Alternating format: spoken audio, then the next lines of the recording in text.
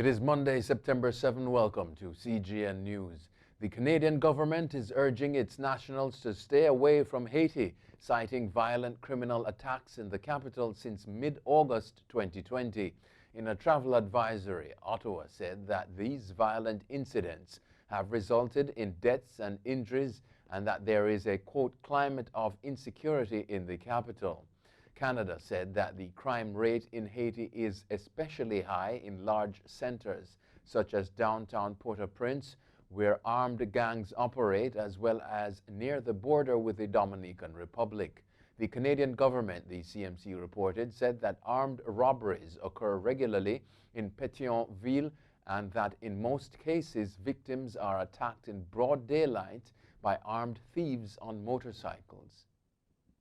Andrew Holness will be sworn for the second consecutive time as Prime Minister of Jamaica today at 3 p.m.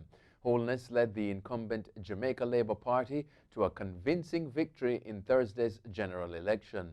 The party won 49 of the 63 seats in the House of Representatives. However, the People's National Party gained another seat as the final count saw Luther Buchanan tying with Daniel Lawrence of the Jamaica Labour Party. The deadlock was broken by the returning officer, putting the victory margin at 48 to 15. The only woman who was convicted for the 1983 murder of Grenadian Prime Minister Maurice Bishop died on Sunday in Jamaica at the age of 73. Phyllis Cord, the wife of former Deputy Prime Minister Bernard Cord, her husband and several government and army officials were rounded up by U.S. and Caribbean troops that stormed the island on October 25, 1983. 6 days before that incident, Bishop had been executed at Fort George along with 3 ministers. Barbados Today reported that Cord, who had been ailing for a number of years, died at a hospital in Kingston.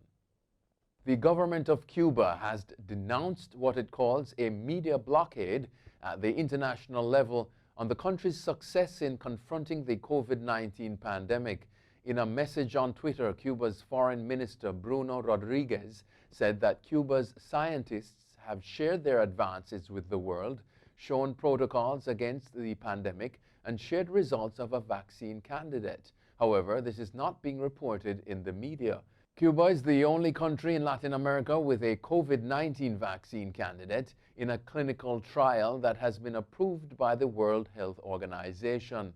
On Thursday, Cuban experts exposed advances in the vaccination for COVID-19 when they appeared before representatives of the Pan American Health Organization.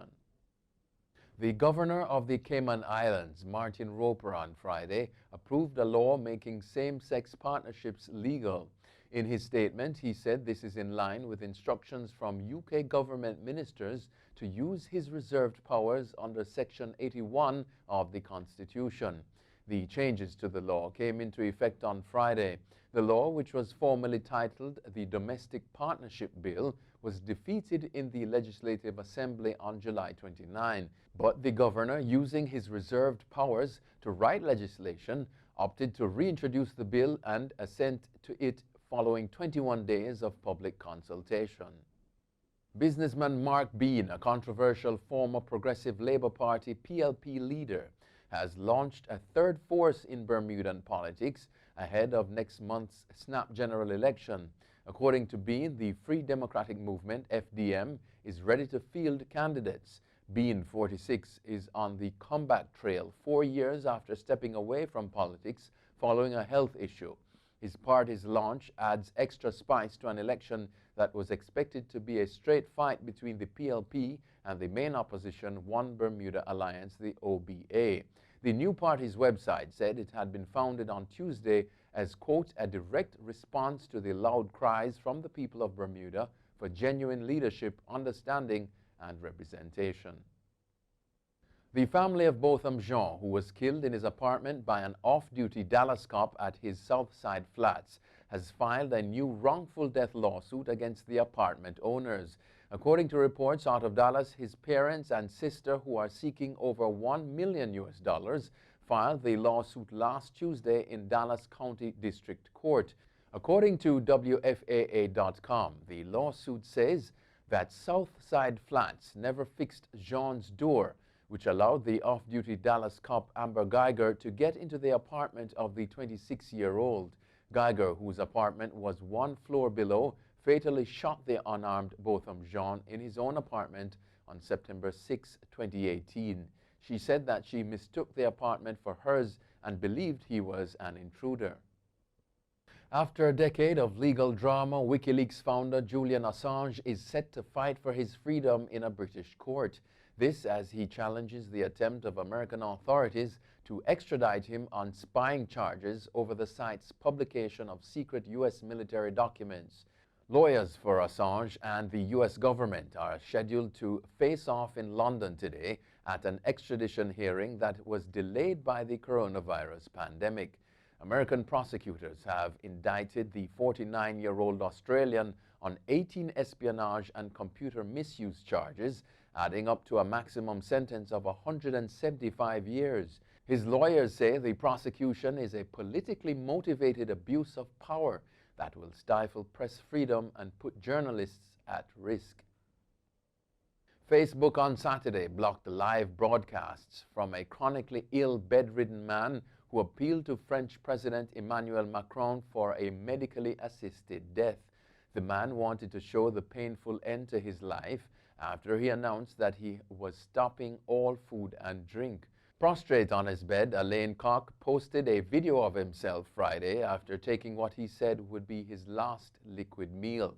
In a letter last week, which Koch also posted, Macron said that French law forbade him from granting his request for the right to leave with dignity with a medically assisted death. In a handwritten addition at the end, Macron signed off the letter with the words, quote, "with all my personal support and my profound respect," end quote. Oxford University Press is offering free access to its textbooks online, including those for Caribbean Secondary Education Certificate (CSEC) and Caribbean Advanced Proficiency Examination (CAPE). This is a part of the company's wider move to provide temporary free access to over 200 digital versions of student books while schools are affected by the coronavirus. The company said the free access to its resources will end on September 30, 2020. The move is in support of teaching and learning at home, the company said. The resources are accessible via link and can be shared by teachers to students and parents within their organization. That's it for CGN News. I'm Scott Wilson. Thanks for watching.